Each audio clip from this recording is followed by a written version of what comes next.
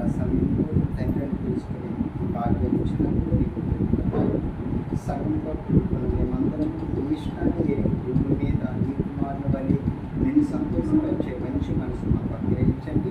నాయన తండ్రి, ఈ సంఘాన్ని కూడా దీవించి అభివృద్ధి పండించి తండ్రి అనేకమైన ఆత్మను రక్షించి నేను సంతోషపరిచే మంచి మనసు అనుగ్రహించమని మా ప్రభువు రక్షకుడైన యేసు వారి పేరుకి ప్రార్థన సమర్పిస్తున్నాను తండ్రి. ఆమేన్.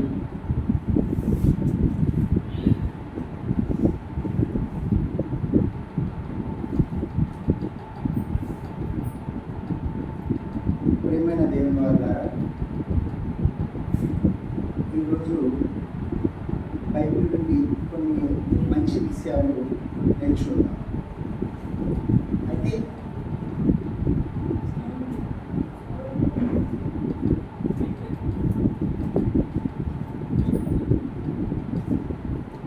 అయితే మనము ఎవరు చెప్పినా సరే వాక్యం చాలా శ్రద్ధగా వినాలి. చాలా వాక్యం విలువ చేసేవారు ఎవరైనా సరే వాక్యాన్ని ఏ ఒక్కరు కూడా మిస్ చేసుకోకుండా వింటారు. మీరు నన్ను చూడొద్దండి, ఇక్కడున్న మరికెవరిని చూడొద్దండి. మీరు చూడవలసింది దేవుని యొక్క మాటల్ని మనం ధ్యానించాలి. ఈరోజు క్రీస్తు 3వ దినమున వేసిన రోజు అని యావత్ క్రైస్తవ్యము ప్రాంతంలో ఉంటే మరికొందరు వారు ఏమన్నా ఒకసారి కీర్తన గ్రంథం చూద్దాం. కీర్తన 2:3 కీర్తన 2:3 భూరాజులు యెహోవాను ఆయన అభివృద్ధిని విరోధముగా నిలబడుచున్నారు, ఏరుగులు ఏకీభవించి ఆలోచన చేయుచున్నారు. ఎవరట? భూరాజులట ఆయన అభివృద్ధిని. అభిషక్తులంటే ఎవరు? యేసుక్రీస్తు. ఓకే,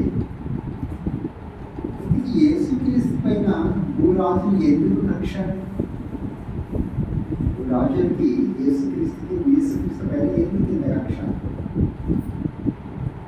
ఆనాటి నుండి ఈనాటి వరకు యేసు పైన కక్ష. ఒకరోజు శాస్త్రులు, పరిచయులు, తర్వాత రోమా సామ్రాజ్యం, యూద మత పరిష్ఠులు కూడా యేసు పైన కక్ష కట్టారు. నేడున్న సమాజం కూడా యేసు పైన కక్ష కడుతూ రాజులు ఏకమై వారిపై ఎన్నో తప్పుడు నేరాలు పెడుతున్నారు. ఆయన మరణం గురించి తప్పుగా మాట్లాడుతున్నారు, ఆయన జననం గురించి తప్పుగా మాట్లాడుతున్నారు. యేసుక్రీస్తు ఈ భూమి మీదకి వచ్చి ఆయన ఏం తప్పు చేశారు? ఆయన ఎవరి ఆస్తిని దోసుకోలేదు, ఎవరికి అన్యాయం చేయలేదు, ఎవరికి అక్రమం చేయలేదు, ఎవరికి చెడుకోమని చెప్పలేదు. ఎన్నో మనిషికి మంచి విలువైన సంగతులు చెబితే ఎందుకు ఆయనపై ఇంత కక్ష? ఆయన ఏం చేస్తారంటే, మహాత్మా గాంధీని మనం ఏదైనా ఎవరైనా అన్నారనుకోండి, పక్కనుడు ఏమంటాడు? అది గొడవలేదు అంటాడు. ఎందుకంటే దేశానికి స్వతంత్రం తెచ్చిన ఒక మంచి మహాత్ముడు. ఆ మహాత్ముడు అనే పిలుపు అతనికి ఎందుకు వచ్చింది తెలుసా? మహాత్ముడు అని అతనికి పిలుపు ఎందుకు వచ్చింది తెలుసా? క్రీస్తు చెప్పే మాట పాటించాడు కనుక.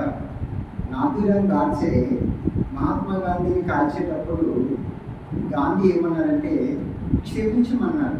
ఈ క్షమాగుణం అతనికి ఎక్కడి నుండి వచ్చింది? మహాత్మా గాంధీ బైబిల్ చదివాడండి. బైబిల్ నుండి కాపీ కొట్టి చెప్పాడు. ఆ ఒక్క మాట తనకి ఏం చేసింది? మహాత్ముని చేసింది. మహాత్ములకు మార్గం చూపించే క్రీస్తుని ఆదర్శం తీసుకొని ఈరోజు ఎంతోమంది గొప్ప వాళ్ళని పిలువబడుతుంటే, అలాంటి వారికి ఇప్పుడు మహాత్మా గాంధీ కంటే సహించలేనప్పుడు క్రీస్తు ప్రపంచంలో కొనియాడబడుతున్న గొప్ప పేరున్న మహానీయుడు. అంత శక్తివంతునికి ఈరోజు ప్రపంచంలో చాలామంది క్రీస్తు విరోధులు ఆయన పైన పొద జరుగుతూ ఉన్నారు. మీకు ఎలా వచ్చింది ఆ మనసు? ఒక మంచి మనిషిని ఏదైనా కించపరిస్తే తప్పు అని ఆలోచించేటప్పుడు యావత్ ప్రపంచానికే దిక్కుచూచిగా ఒక ఒక నాయకుడిగా, ఒక మార్గదర్శకుడిగా ఉండి ఆయన పైన బురద జరగడానికి మీకు ఎలా వచ్చింది నువ్వు ఆలోచించండి. ఈరోజు సమాజం అలా తయారైంది. కారణం, నాటికి క్రైస్తవ్యంలో చాలా ఎక్కువ క్రీస్తు శిష్యులుగా మారిపోతున్నారు. చాలా ఎక్కువగా వారికి హింసించినా, బాధ పెట్టినా, కొట్టినా, అబండాలు వేసినా, హేళన చేసినా రోజు రోజుకి క్రైస్తవ్యం అన్నది పెరిగిపోతుంది కానీ తరిగిపోవట్లేదు. ప్రేమ దేని వల్ల యేసుక్రీస్తు ఏ తప్పు చేయనప్పుడు ఆయనపై ఎందుకు ఇంత కక్ష ఆలోచించండి. ఆయన మన కొరకు ప్రాణం పెట్టినందుక ఆయన పైన కక్ష, మన రోగాలను స్వస్థపరిచినందుకు ఆయన పైన కక్ష, మన పాపాల నుండి విముక్తి కలిగించినందుకు ఆయన పైన కక్ష, ఆకలితో ఆలోచించి వారికి భోజనం పెట్టడం ఆయన తప్ప? చెప్పండి. మీరందరూ సమానులు, మీరందరూ ఒక తండ్రి పిల్లలు అందరం తప్ప? నిన్ను మరి నీ పొరుగు వారిని ప్రేమించాలని చెప్పడం తప్ప? ఈ లోకం మీది కాదు, మరో లోకం ఉంది, ఆ లోకం కోసం మీరు బ్రతకాలని చెప్పడం తప్ప? ఆయనంది ఏ నేరము లేదే, ఆయనంది ఏ పాపము లేదే, అటువంటి నిరపరాధిపైన అబండాలేయడం చాలా తప్పు. ఈరోజు క్రీస్తు సువార్త ప్రకటించడానికి వెళ్తుంటే అడ్డుకుంటున్నారు. సువార్త అంటే ఏంటి? కొరింథీయులకు రాసిన పత్రిక, 1 కొరింథీయులకు రాసిన పత్రిక 15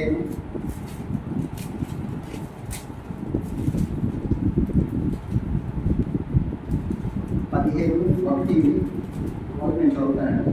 మరియు సహోదరులారా, నేను మీకు అప్పగించిన సువార్తను మీరు తెలియపరుచున్నారు. మీరు దానిని అంగీకరించి దాని అందే నిలిచున్నారు. మీ విశ్వాసం వ్యర్థమైతే కానీ నేను ఏ ఉపమాన రూపంగా సువార్త మీకు ప్రకటించుతానో ఆ ఉపమాన రూపం మీరు గట్టిగా పట్టుకొని ఉన్న ఎడల ఆ సువార్త వల్ల మీరు రక్షణ పొందువారై ఉంటారు.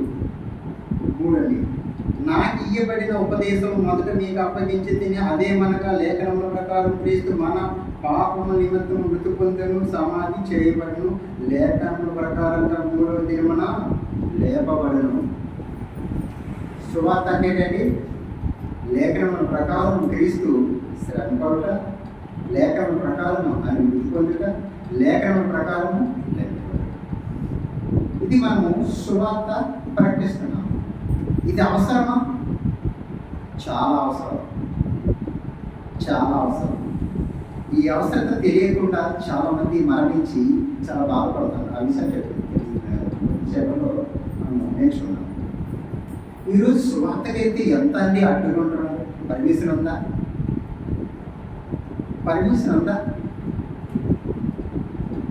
ఈరోజు ఒక వ్యభిచారి మంచిగా మారాలంటే క్రీస్తు యొక్క మాట అవసరం. అది ఎంత విలువైంది? ఒక దొంగ మారాలంటే ఆ క్రీస్తు మాట అవసరం. ఏంటి, ప్రపంచంలో ఎంతోమంది నేరస్తులు ఉంటే పోలీసు వ్యవస్థ కానీ న్యాయ వ్యవస్థ కానీ కంట్రోల్ చేయలేకపోయి మంచి కౌన్సిలింగ్ ఇవ్వక వాడు మారట అలగా క్రూరుగా ఉండిపోతే బైకులు పట్టుకుని ఎంతోమంది ఈరోజు బయట క్రూర ముఖాలుగా జీవించిన వీళ్ళు క్రీస్తుని నమ్ముకున్న తర్వాత సాధు జంతువులు అయిపోయారండి. క్రూర జంతువు, సాధు జంతువు తేడా తెలుసా? క్రూర జంతువు బతికున్న జంతువుని వేటాడి రక్తాన్ని మాంసాన్ని తినేది క్రూర జంతువు అయితే, అది సాధు జంతువు అది గడ్డిని తిని తర్వాత మనకి ఉపయోగకానికి ఉండేది సాధు జంతువులు. ఈరోజు క్రీస్తుని నమ్ముకున్న వారు గతంలో రౌడీలండి, క్రీస్తుని నమ్ముకున్న తర్వాత దెబ్బలు కాస్తున్నారండి. మరి వీళ్ళకి ఎవరు మార్చగలిగారు? చట్టాలా, న్యాయస్థానమా, పోలీసులా? ఎవరు మార్చారు? క్రీస్తు మాట. అంటే ఎంత విలువైన మాట ఇది, ఎంత గొప్ప మాట. ఎవరు చెయ్యలేని పని చేసింది వాక్యం. అటువంటి వాక్యము ప్రజల మధ్యకు బోధిస్తే మా పొద్దు, మా గ్రామాన్ని వెళ్ళిపోయింది, ఇది మాకు అవసరం లేదు. ఏంటి, మనం ఏదో తప్పు చెప్తున్నామా? భార్య భర్తకు ప్రేమించాలి, భర్త భార్యని ప్రేమించాలి. ప్రజలను గౌరవించాలి, అందరికీ సమానంగా ఉండాలి, నిన్ను వల్ల నీ పొరుగు వారిని ప్రేమించాలి అని ఎంత విలువైన మాటలు చెప్తే అడ్డుకుంటున్నారు. దీనికి అడ్డుకోవాల్సింది దేన్ని అడ్డుకోవాలో దాన్ని అడ్డుకోక మనిషికి అవసరమైనది, శాశ్వతమైనది, జీవమైన దాన్ని అడ్డుకుంటున్నాడండి తెలియక. ఏంటి ఊరి మీద రికార్డింగ్ డ్యాన్స్ చేస్తున్నారంటే ఏ ఒక్కడైనా అడ్డుకుంటాడా? దానివల్ల ఆ వ్యవస్థ చెడిపోతుంది, సమాజం చెడిపోతుంది. నడి రోడ్డు మీద నడవడానికి భయపడుతుంది. కారణం ఏంటంటే మనసులు చెరిపి ఒక రికార్డింగ్ డ్యాన్స్ చేసేటప్పుడు ఏ ఒక్కడు కూడా అడ్డుకోలేనప్పుడు అంటే ప్రజలకు మంచి అవసరం లేదా? చెడే అవసరమా? అనేది చెడే అవసరం, మంచి అవసరత లేదండి. అడ్డుకోవాల్సిందే తెలుసా? మీకు హామీలు ఇచ్చి మీకు మీ ఓట్ల ద్వారా గద్దెని ఎక్కిన తర్వాత మీకు ఏమి ఇవ్వకుండా మిమ్మల్ని మోసగించే నాయకులను అడ్డుకోండి. గ్రామాలు, పల్లెలు, దేశాలు బాగుపడతాయి. అది అడ్డుకోలేదే. అరే టీవీలో జబర్దస్త్ ప్రోగ్రామ్ పెట్టి డబుల్ మీనింగ్ మాటలతో వ్యవస్థ నాశనం చేసింది వారిని ఎవరు అడ్డుకోలే. కానీ సువార్తను అడ్డుకుంటున్నారు. సువార్తను అడ్డుకుంటే ప్రమాదం ఎవరికండి?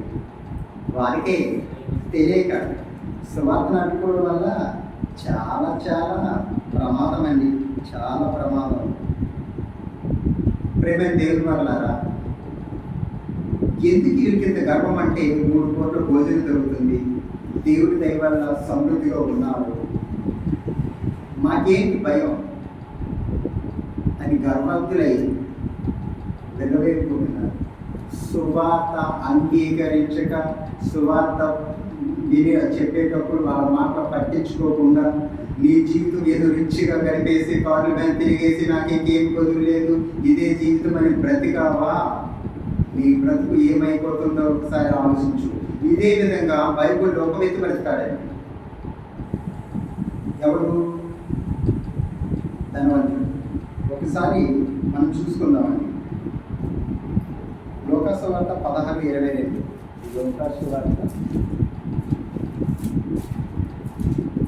16:22 ఒకసారి చూద్దామండి. భూమి మీద సువార్త పట్టించుకోక, మరో బ్రతుకుందని పట్టించుకోక, మరో లోకం ఉందని తెలియక, ఇదే జీవితం శాశ్వతం అనుకోని వెలవేపు బ్రతుకున్న ధనవంతుడు చనిపోయిన తర్వాత తన పరిస్థితి ఏంటో ఒకసారి ఆలోచిద్దామండి. ఆ దరిద్రుడు ఒకసారి లోకసువార్త 16:22 అండి. ఆ దరిద్రుడు చనిపోయి దేవదూతల చేత అబ్రాహాము రొమ్మున ఆనుకొనుటకు కొనుక్కోబడింది. ధనవంతుడు కూడా చనిపోయి పాతి పెట్టబడను. అప్పుడతడు పాతాళంలో బాధపడుచు కన్నులెత్తి దూరం నుండి అబ్రాహామును అతని రొమ్మున ఆనుకొని ఉన్న లాజరును చూసి ఏమన్నాడు? తండ్రైన అబ్రామా. ఏటబ్బా తండ్రైన అబ్రామా? ఎవరు మాట్లాడుతున్నారు? ఇది ఎవరు మాట్లాడుతున్నారు? ధనవంతుడు. ఏంటి? ఏ ధనవంతుడైనా కార్లు, బంగారాలు, విస్తారమైన ఆస్తి ఉంటే ఎవరిని మర్యాదిస్తారండి? భూమి మీద పట్టించుకోరు. 25 రూపాయలు పిలిచినా సరే ఈ చెవిని వదిలేసి వెళ్ళిపోతారు. గర్వాంతుడే. కానీ ఇక్కడ ఎవరు? ధనవంతుడు. అబ్రాహాముకి ఏమి పిలుస్తాడు? తండ్రి అయిన అబ్రామా. ఏంటి మర్యాద? చాలా మంది ధనవంతులు మర్యాదిస్తారంటే పేదవాడికి మర్యాదిస్తారంటే ఏదో కారణం ఉంటుందండి. వాడు పని చేయించాలను, లేకపోతే అక్కడ లాభకరమైన ఏవో పనులు చేయించుకోవడానికి. అక్కడ ధనవంతులు కూడా సేమ్ ఇక్కడ అదే. ఒకసారి తండ్రి అయిన అబ్రామా నాయందు కనికరపడి తన వేలుతో నీళ్లు ముంచి నా నాలుగు చల్లార్చుటకు లాజరును పంపము. అక్కడ ఇచ్చిన మర్యాద దేనికోసం అండి? ఏమయ్యా అబ్రామా అంటే పట్టించుకోడు. తండ్రి అయిన అబ్రామాను మర్యాద ఇచ్చి తన వేలుతో ఓటుకి ముంచి ఒక చుక్క నీరు అడుగుతున్నాడండి. ఒక చుక్క నీరు. మా అమ్మ అయితే గ్లాసు నీరు ఇచ్చేసేవాళ్ళని. అక్కడ కనికరం ఉండదు. ఎందుకంటే ఇక్కడ కనికరం లేదు కనుక కనికరింపబడిన వారు ధన్యులు, వారు కనికరం పొందారు. ఒకవేళ తన కనికరం ఉంటే లాజరు తన పక్కన ఉండేటప్పుడు కనికరించి అన్నం పెట్టాడా? వీడు పెట్టలేదు. ధనవంతుడు ఇక్కడ సుఖంగా అనుభవించే చక్కగా బ్రతికాడు. అక్కడికి వెళ్ళి బాధపడుతూ ఒక చుక్క నీరు అడుగుతున్నాడండి. కానీ ఇచ్చే పరిస్థితి లేదండి. సువార్త చెప్పేటప్పుడు వెనక అడ్డగించి మరో జీవితం లేదు, మరో బ్రతుకు లేదని, ఇదే బ్రతుకు శాశ్వతమని భూమి మీద బ్రతికే ఎవరికైనా ఇదే పరిస్థితి. ఎవరికైనా ఒకసారి మనిషి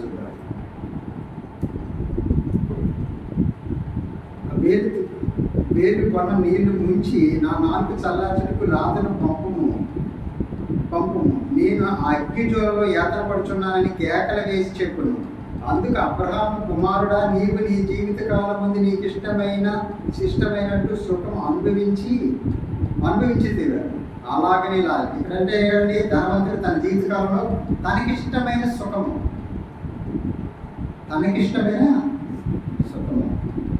ఎందుకబ్బా వీరు దేవుడి మనిషి అంత సుఖంగా అంత చక్కగా బ్రతికాడంటే, మూలాల్లోకి వెళ్ళిపోతే ఇది ఎలా బ్రతికాడండి?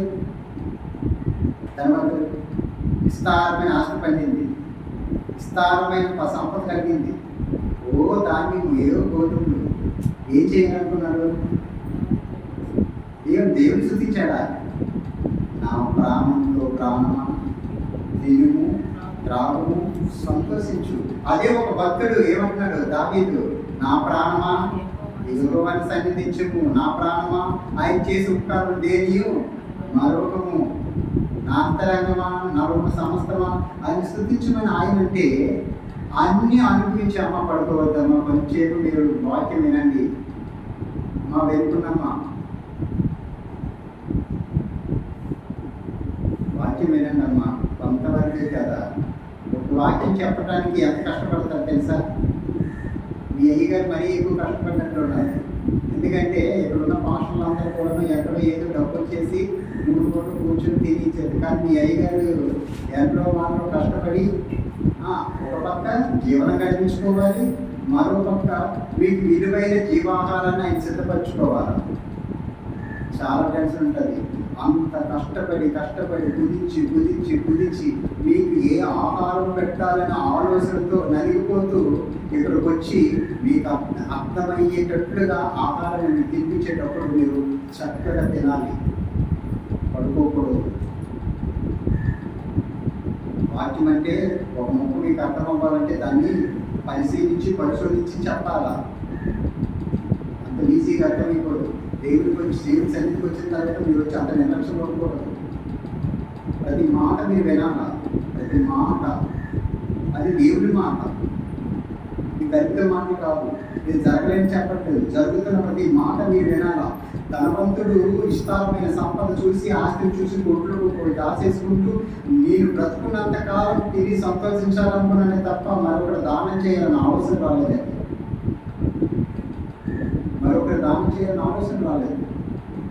ఈ విస్తారమైన ఆస్తి వాళ్ళకి ఎందుకు అలా తయారైపోయారంటే, వారికి ఏంటంటే మరో బ్రతుకు ఉందని తెలియదండి, నిత్య జీవం ఉందని తెలియదండి. ధనవంతుడికి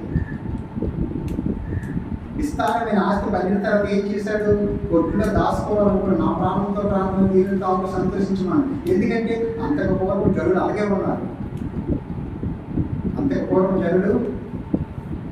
ఉన్నారు, ఒకసారి మనం ఎస్ఐ గ్రంథం చూసుకుంటే 22:13 ఎస్ఐ గ్రంథం 22:13 రేపు చచ్చిపోతుంది కనుక తిందుము త్రాగుదు అని చెప్పి ఎట్లను తీసారమ్మా? ఒక్క నిమిషం.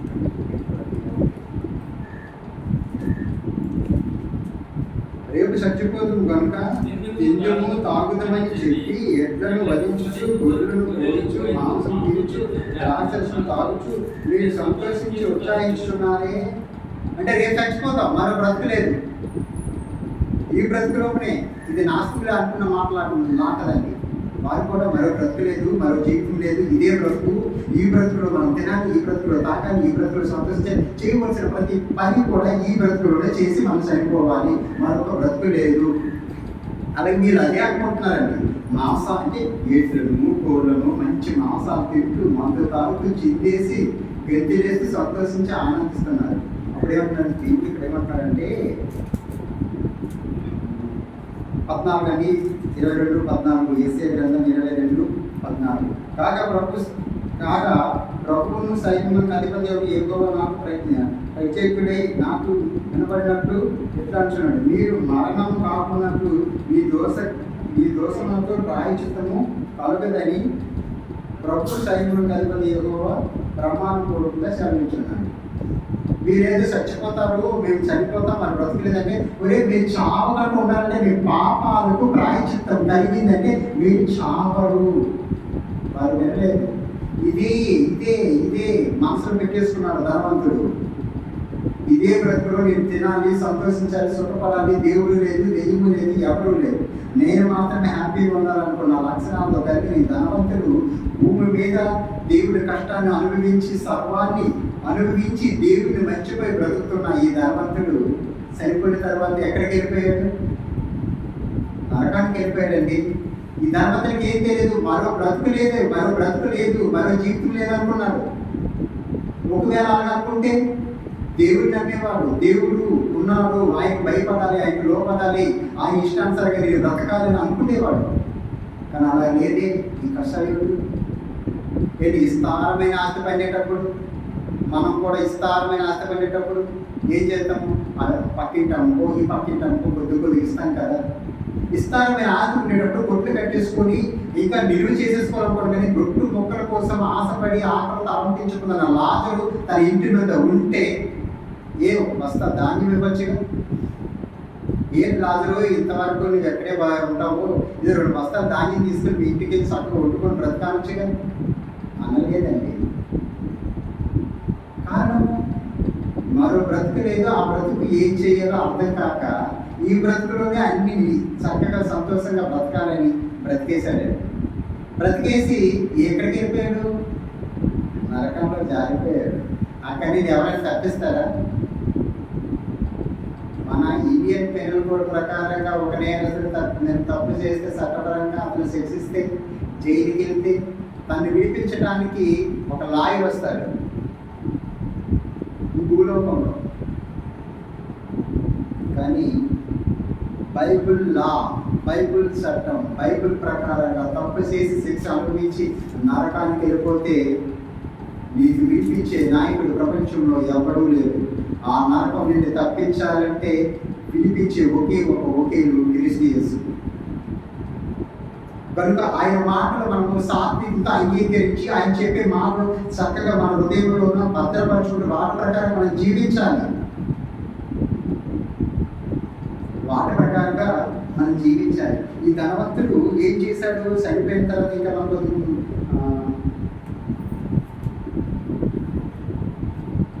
26 చూద్దాము. లోకసువార్త 16:26. అంతేకాక ఇక్కడ నుండి మీ యొద్దకు దాటి జాలపోనట్లుగా అక్కడ వారు మా యొద్దకు దాటి రాజాలకున్నట్లు మాకును మీకు మధ్య అగాధం ఉన్నది. ఇది అగాధం, మహా అగాధం అండి. అగాధం అంటే కొన్ని మీరు ఊహించగలరా? పెద్ద లోయ అనుకోండి, అగాధం అంటారు అంతే. అలాంటిది అక్కడ ధనవంతుడున్న ఆ వేదనకరమైన ప్లేస్ నుండి నెమ్మది పొందుతున్న అబ్రాహం ఉన్న ప్లేస్ దగ్గరికి ఈ మధ్యగా పెద్ద లోయ, పెద్ద అగాధం. వీటి మనిషి దాటజాలనంత కాదండి, ఒక ఆత్మ దాటజాలి. ఇంకా ఆత్మ ఎంత పెద్దది మీకు తెలుసా? ఆత్మ ఎంత పెద్దది తెలుసా? మనలో ఉన్న ఆత్మ ఎవరో తెలుసా? ఎవరిది? దేవుడిది. మరి దేవుని ఆత్మ మరి మనల్ని విడిచిపెట్టాడు కదా. మన ఆత్మ ఎంత పెద్ద తెలుసా? దేవుడు అంతది. మరి దేవుడు ఎంతోడు?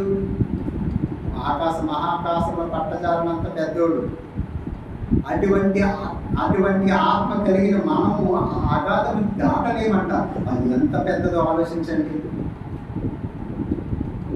అలాంటి జైల్లోకి వెళ్ళిపోతారు. సువార్తను అడ్డగించి సువార్తను కాదని దేవుని ఇష్టానుసారంగా బ్రతకక మరో బ్రతుకుందని బ్రతకక ఈ బ్రతికే శాశ్వతమని మనకి ఇష్టమైనట్టు బ్రతికితే తప్పనిసరిగా నరకం.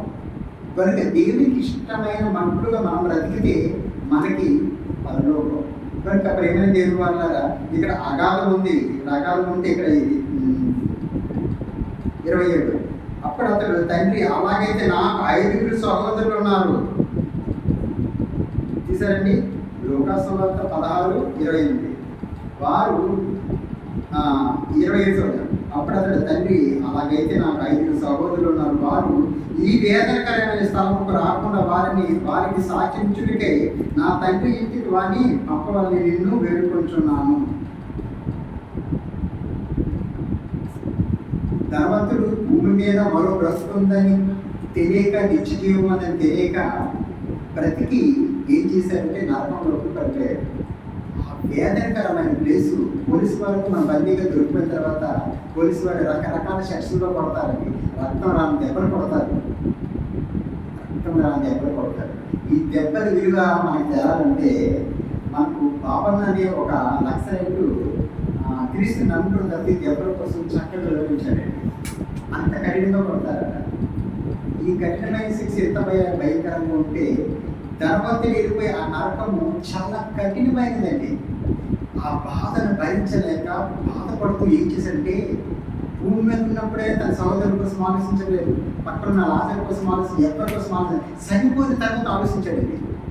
నాకు 5 సహోదరులు ఉన్నారు, వారిని ఎలాగైనా రక్షించాలా, ఈ వేదనకరమైన ప్లేస్కి రాకూడదని. అందుకని ఏం చేయాలి, నేను వెళ్తానంటే మోసే అబ్రహాం గారు అంటారు అక్కడ మోసేయు ప్రవక్తలు ఉన్నారు, వారి మాటలే వినాలి. ఈరోజు క్రీస్తు వాక్యం ప్రకటించడానికి వెళ్తే ఎవరంటున్నారండి? మరి ధనవంతుడు స్వార్థం చూసారా, అతనికి 5 సహోదరులు మాత్రమే ఉన్నారు. అతను 5 గురించి ఆలోచిస్తున్నాడు. మిగతా వాళ్ళకి రక్షణ అవసరం లేదా? వాళ్ళ నరకం నుండి తప్పించుకోవాలి కదా. కొంచెం ఎంత స్వార్థంగా ఆలోచిస్తున్నారు. వాళ్ళు పోతే పోయింది కానీ తన సహోదరుల కోసమైనా ఆలోచించారు. ఆ రోజు అతను చనిపోయి నరకానికి వెళ్ళిపోయి ఇతరులకు సువార్త చెప్పే అవకాశం లేక బాధపడుతుంటే ఈరోజు మనకు సువార్త చెప్పే అవకాశం ఉంది. నీ సహోదరుల కోసం నువ్వు ఎంతవరకు సువార్త చెప్పడానికి ప్రయాసపడుతున్నావు?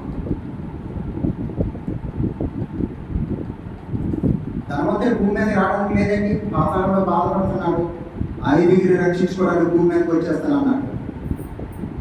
ఈరోజు ఎంతమందినైనా రక్షించడానికి అవకాశం ఉంటే బైబిల్ కలిగిన క్రైస్తవుడు ఎంతమందిని రక్షించడానికి సిద్ధపడుతున్నాడు? అంతవరకు వాక్యం నేర్చుకుంటున్నావా? అలా సువార్త చెప్పగలుగుతావా? ఏదో అడిగేదానికి సాధ్యత సమాధానం చెప్పే ధైర్యం నీకుందా? లేదండి చాలా మంది. కారణం బైబిల్ చదవరండి. ఆదివారం వస్తే తీసుకొస్తారు, తర్వాత ఇంటికి వెళ్తే పెడతారు. అనారోగ్యం వస్తే తలకెళ్ళి పెడతారు, సంతోషం వస్తే మీరు వాళ్ళు పెడతారు. బైబిల్లో ఉన్నది నీకేం అర్థమవుతుంది? నీ తండ్రి నీకు రాయించిన ప్రేమ లేక నువ్వు ప్రేమగా మనస్ఫూర్తిగా చదవాలిగా. బైబిల్ చదివితే నిద్ర వస్తుందా? అంటే నీకు దేవుని మాట్లాడే ఇష్టం లేదు, దేవుని జ్ఞానం తెలుసుకోవాలని ఆశ లేదు, దేవుని కోసం బ్రతకాలని నీకు మనసు లేదు. అక్కడ చనిపోయిన ధనవంతుడు ఎంత బాధపడుతున్నాడండి. ఇప్పుడు మన సహోదరు నిమిత్తం మనం ఎంత బాధపడాలా? రక్షించాలని. కానీ రక్షించాలని ఎంతోమంది దేవుని ఇష్టాన్ని ఎరిగిన సేవకులు సువార్త ప్రకటిస్తే వాళ్ళు ఏం చేస్తున్నారు? అడ్డుకుంటున్నారు. ఎవరి నాశనం ఎవరు కోరుకుంటున్నారు? వారి నాశనం వాళ్ళే కోరుకుంటున్నారు. ప్రేమ దేవుని వల్ల మరో బ్రతుకు ఉంది. ఆ బ్రతుకు కొరకే మనం బ్రతకాలని మనం చెప్పిన సరే పట్టించుకోవట్లేదు. అందుకనే ధనవంతుడు మళ్ళీ అంటున్నాడు, మృతుల్లో నుంచి ఒకటి ఎత్తే చూడండి లోకసభ 16:30 అతడు తండ్రి అయిన అబ్రామా అలా కనవద్దు, మృతుల్లో నుండి ఒకడు వారి యొద్దకు వెళ్ళి నీళ్ళలో వారి మనసు పొందిందని చెప్పాను. మృతుల్లో నుండి ఒకటి వెళ్తే వారు ఏమైపోతారట? మారు మనసు పొందుతారట. అలా అప్పుడు వెళ్ళాలనుకున్నాడు, కానీ ఛాన్స్ ఇవ్వలేదు. కానీ దేవుడు తన తండ్రి అయిన దేవుడు అనాథ సంకల్పం మేరకు యేసుక్రీస్తుని పాపుల వరకు ఈ లోకానికి పంపించవలసిన గడియ ఉంటుంది. ఆ గడియలోనే యేసుక్రీస్తు ఈ లోకానికి పంపించాడు, మరణించాడు, శ్రమ పడ్డాడు, బాధ అనుభవించాడు, తిరిగి 3వ దినమున లేచాడు. సువార్త మృతుల నుండి ఒకటి ఎంత సువార్త ప్రకటిస్తే నమ్ముతారన్న కదా. యేసుక్రీస్తు భూమి మీదకి వచ్చాడు, బ్రతికాడు, దేవుడికి స్థానం నెరవేర్చాడు, చనిపోయాడు, తిరిగి లేచాడు, సువార్త ప్రకటించాడు. ఒక్కడగా వచ్చిన యేసుక్రీస్తు ఈ రోజు ప్రపంచం పైన సుమారుగా 400 కోట్ల ప్రజలు అయిపోయారండి. అంటే విశ్వసించిన వారు అనేక మంది, విశ్వసించిన వారు, క్రీస్తుని గమనించిన వారు అర్థమైపోతుంటే క్రీస్తు విరోధులకి బాధ. అంతరించుకోవాలనుకున్నారు. ఆయన మరణం కాలేదు, ఆయన చనిపోలేదు. పుట్టాడు, మరి చనిపోలేదంటే పుట్టే వెళ్ళి సావాలి కదండి. అంటే ఆయన చావు కూడా అంత విలువైనది, ఆయన జననం కూడా అంత విలువైనది. ఈరోజు యావత్ ప్రపంచం దానిపైన కొట్టుమిట్టాడుతుందండి. ఒకనాడు క్రీస్తు మరణించి లేవలేదు అని యూదులు, ఆ రోజు పరిసయ్యులు, శాస్త్రులు కలిపి రోమా సామ్రాజ్యం ఒకటి కుమ్మక్కయ్యి క్రీస్తును మరణించలేదు, తన శిష్యులు ఎత్తుకెళ్ళిపోయిన అబద్ధ సాక్ష్యం కలిగించింది. ఈ రోజు కూడా అపవాద సంబంధులు క్రీస్తు మరణించలేదని ఎన్నో అబద్ధ ఋషులు చెప్తున్నారండి. కారణం ఏంటి?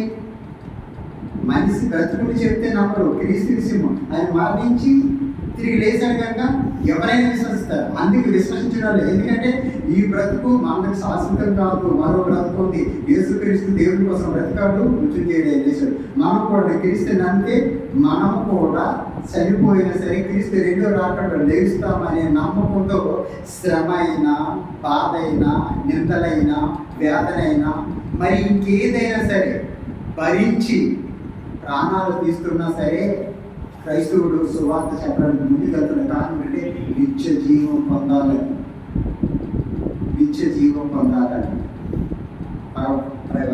పగడా ప్రవేశించంటే చూడండి. అయినప్పటికీ క్రైస్తవులు తగ్గుతున్నారా? హింసించిన క్రైస్తవులు తగ్గుతున్నారా? ఆధారపెట్టిన క్రైస్తవులు తగ్గుతున్నారా? మన రిజర్వేషన్ తగ్గించిన క్రైస్తవులు తగ్గుతున్నారా? పెరిగిపోతున్నారు. ఎందుకంటే ఈ లోకంలో ఏది కట్ చేసినా పర్వాలేదు, నా ప్రాణం తీసినా పర్వాలేదు, నేను చనిపోయే లోపు దేవుని పని నెరవేర్చి దేవుని ఇష్టాన్ని బ్రతికి నిత్య జీవంలోకి నేను ప్రవేశిస్తాను, దేవుడితో నేను హ్యాపీగా ఉంటానని ఎంతో సువార్త ప్రకటిస్తున్నాను. కనుక మనము నిత్య జీవంలోకి రావాలంటే క్రీస్తు గూర్చిన సువార్త వినాలి, అంగీకరించాలి. అంగీకరించిన తర్వాత నువ్వేం చేయాలి? బాప్టిజం తీసుకోవాలి. బాప్టిజం తీసుకున్న తర్వాత నువ్వేం తినాలి? బాప్టిజం తీసుకున్న తర్వాత నువ్వేం తినాలి? ఒకసారి యోహాను సువార్త 6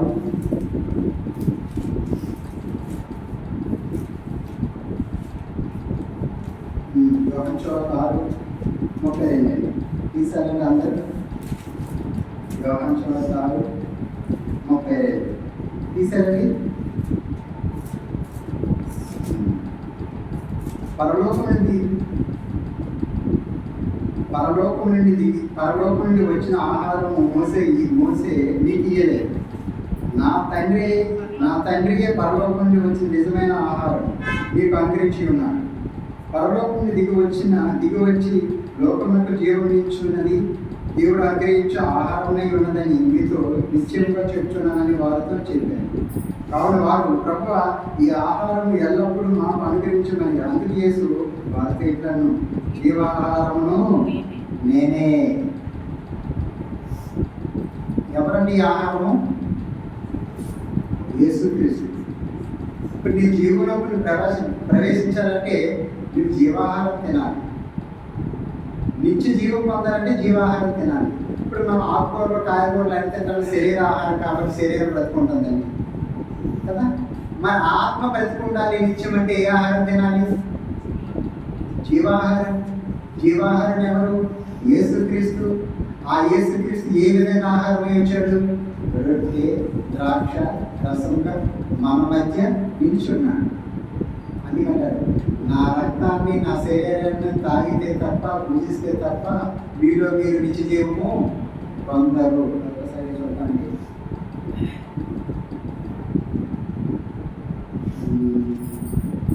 యోహాను సువార్త 16:6-53. కావున యేసంటాను, మీరు మనుషు కుమారుని శరీరం తిని ఆయన రక్తం తాగితే కానీ మీలో మీరు జీవం గలవారు కాదు. నా శరీరం తిని నా రక్తం తాగువాడే నిత్య జీవం గలవాడు. అంత్య దినమందు నేను వారిని లేదను. ఏంటి? మనం నిత్య జీవం పొందాలంటే ఏం చేయాలా? జీవాహారం తీసుకోవాలా. ఇది చాలా బలమైన ఆహారం. ఈ ఆహారం విలువ తెలియదు, ఈ ఆహారం రుచి తెలియదు, కానీ ఆహారం తీసుకుంటారు క్రైస్తవులు. కానీ ఆహారం, బలమైన ఆహారం తీసుకుంటే, మంచి జిమ్ మంచి బలమైన ఆహారం తీసుకుంటే ఏం చేయాలి? కష్టపడాలి.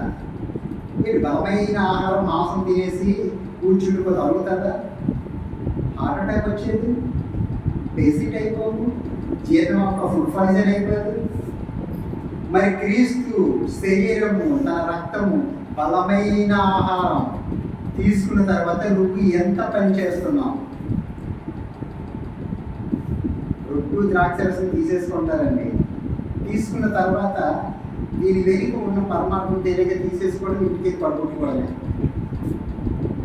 రొట్టు ద్రాక్షరసం తీసుకున్న తర్వాత మనం చేయవలసిన పని ఏంటో తెలుసండి. కొరింథీయులకు రాసిన పత్రిక 1 కొరింథీయులకు రాసిన పత్రిక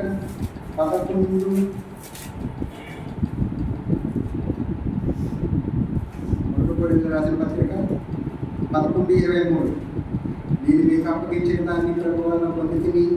ప్రభు అయిన యేసు తాను అప్పగింపబడిన రాత్రి ఒక రొట్టెను ఎత్తుకొని కృతజ్ఞతలు చెల్లించి దాన్ని విడిచి, ఇది మీ కొరకే నా శరీరం అని నన్ను జ్ఞాపకం చేసుకుంటే దీన్ని చేయవాలని చెప్పాను.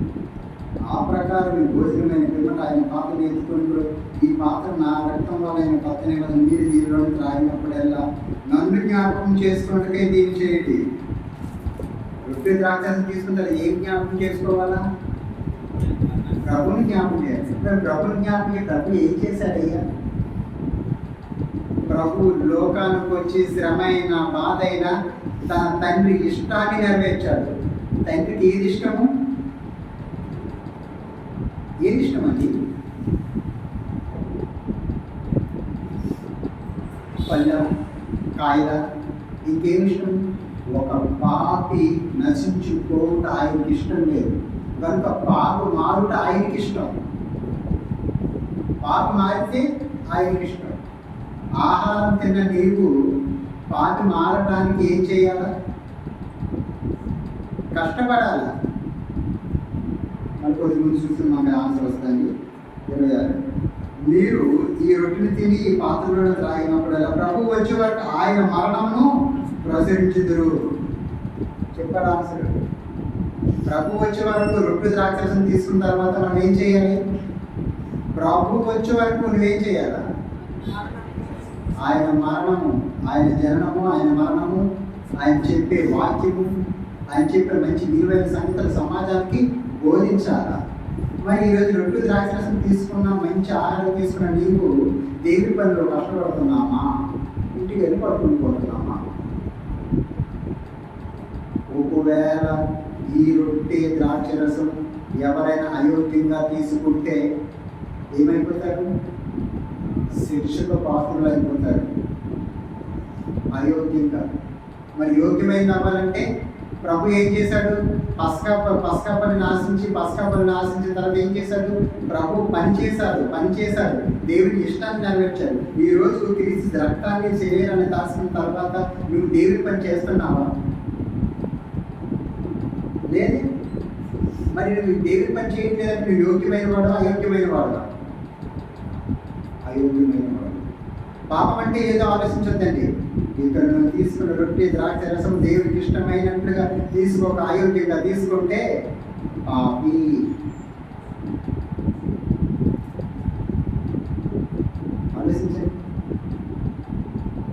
రొట్టె ద్రాక్షరసం తీసుకున్న తర్వాత నువ్వు ప్రభుని జ్ఞాపకం చేసుకోండి. నీకేమి జ్ఞాపకం అవ్వాలి? ఆయన రక్తంలో ఏం లేదు, పాపం లేదు. మరి క్రీస్తు రక్తాన్ని నీ లోపల ప్రవేశించేటప్పుడు నువ్వేమవ్వాలి? మారు మనసు పొంది పరిస్థితులు కావాలిగా. ఈరోజు క్రైస్తవులు అలా ఉన్నారా? చర్చికి వస్తే వినయంగా ఉంటారు, బయటికి వెళ్తే అబ్బో దాన్ని పట్టుకోలేము.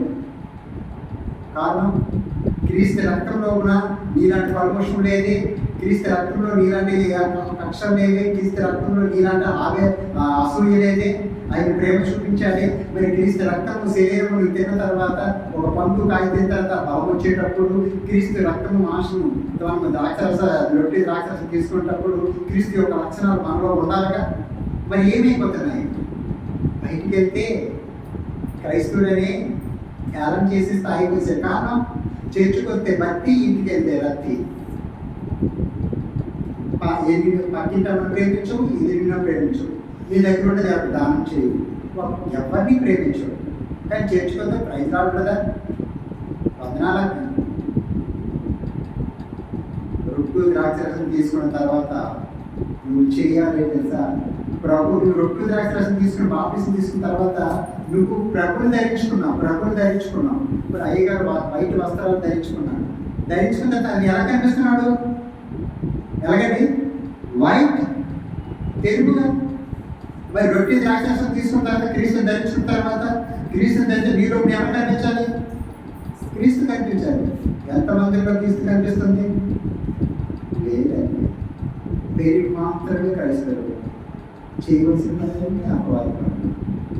రొట్టె ద్రాక్ష తీసుకున్న దానికి మనం న్యాయం చేయాలంటే క్రీస్తు మరణం గురించి ఆయన క్రీస్తు కోసం గొప్పగా ఇతరులకు చెప్పి ఒక పాపినైనా రక్షించి దేవుని ఇష్టాన్ని నెరవేర్చాలండి. అలాగా నెరవేర్చకపోతే రొట్టె ద్రాక్షరసం తీసుకున్నా నిష్ప్రయోజనం. మీరు అనుకోవచ్చు, ఏమండి రొట్టె ద్రాక్షరసం తీసుకుంటాము చెప్పడం అడిగారండి, మరి నిత్య జీవం అంటారు, అది అంటారు, ఇది అంటారు, అది ఎప్పుడో జరుగుతుంది, మాకు నేను ఎలాగంటే నమ్మేది అనుకోండి. ఈరోజు క్రైస్తవులకు అనుకుంటున్నారండి, దేవుడి సువార్త, దేవుడి వాక్యం, దేవుడి పని చేసే వారిని కట్టి చంపేస్తున్నారే, వారికి నామరూపాలు లేకుండా, వారి ఎరుకలు కనిపించకుండా మొత్తం కూర్చి పడేస్తున్నారే, మరి బ్రతకడు మీరు ఉండడం అనుకుంటారు. బెర్రోళ్ళు ఒక చెట్టు భూమిలో నాటబడిన తర్వాత మొక్క ఏంటి ఇరిసేస్తావు, చెట్టు అయిపోయిన తర్వాత పాడుతుంది ఎంత ఉంటావా? నువ్వు చెట్టు నరికేస్తే అది అయిపోదా, మళ్ళీ చిగురిస్తుంది. నువ్వు నేను బాప్తిసం ద్వారా క్రీస్తు రక్తం లోపలికి, ఆ జీవం లోపలికి మనం ప్రవేశించేటప్పుడు ప్రవేశించిన తర్వాత అక్కడి మనం ఎవ్వరు ఏం చేయలేరండి. ఎవ్వరు. నువ్వు చంపేశామనే తృప్తి మాత్రమే నీకు ఉంటుంది, కానీ జీవులో ప్రవేశించడం కనుక మనకు మరణం లేదు. ఉదాహరణకండి తామర పువ్వు తెలుసు కదండి, తామర పువ్వు తెలుసు కదా. తామర పువ్వు ఎండాకాలంలో ఏమైపోతుంది? నీరు లేక ఎండిపోతుంది. దాని తొక్క లేదు, ఏమీ లేదు కదా, భూమి పంపించేస్తుంది. అంటే క్రైస్తవులు చనిపోతున్నారు, ఆ శరీరం పుళ్ళు పట్టేసింది, ఆ దుమ్ములు కనిపించవు, జీవం లేదు. అంటే మళ్ళీ వాన కురిసిన తర్వాత మళ్ళీ అది సిగరెట్ వేస్తుందండి. కానీ మనము క్రీస్తు వచ్చిన తర్వాత నిత్య జీవంలోకి ప్రవేశిస్తున్నాం. అప్పుడు సాక్ష్యం అండి.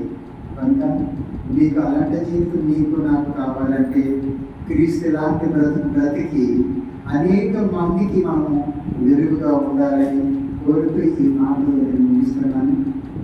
మరి వచ్చిన విషయం అండి, నేను నా ఫ్యామిలీ దేవుళ్ళు నిత్యం ఉండాలి. నా భార్య పరిస్థితి బాగలేదు, డాక్టర్లు వలన కాదు అని చేతులెత్తేశారు. చేయవలసినంత దేవుడే చేయాలి.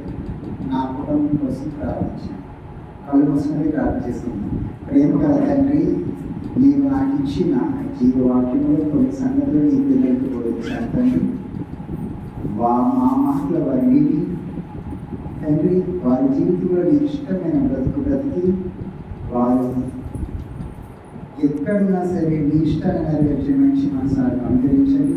ఏలోక సంబంధమైన ఆశీర్వాదాలతో పాటు పరలోక సంబంధమైన ఆశీర్వాదాలు వారికి, వారి సంఘానికి, వారి ఆత్మీయ తండ్రి తల్లిని అనుగ్రహించమని మా ప్రభు రక్షకుడైన యేసు వారి పేరుకి ప్రార్థన సమర్పిస్తున్నాను తండ్రి.